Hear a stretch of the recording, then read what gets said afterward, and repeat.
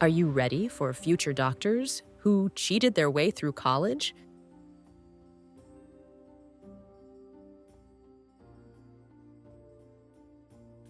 This question is especially for those of you in your 40s and 50s. Imagine yourself in your 60s or 70s, an age when you'll need doctors for regular care. Right now, older adults can still count on qualified medical professionals, but that may not be the case in the future.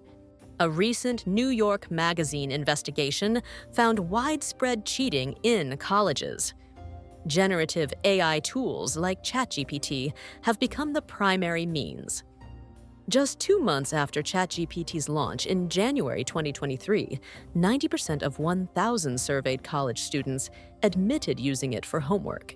By 2025, AI-based cheating has become so rampant and so hard to detect. Many universities have stopped enforcing bans and now simply try to limit its use.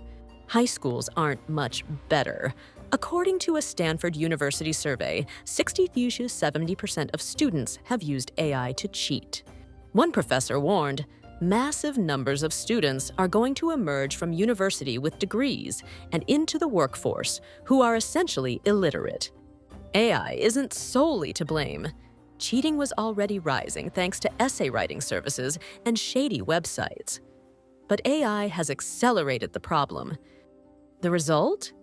Many future professionals, including doctors, may hold degrees they didn't fully earn. Fixing this starts with rethinking how we view education.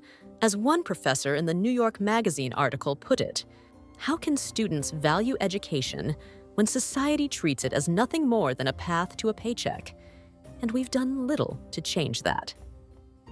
A guaranteed middle-class income could ease pressure and help restore meaning to education.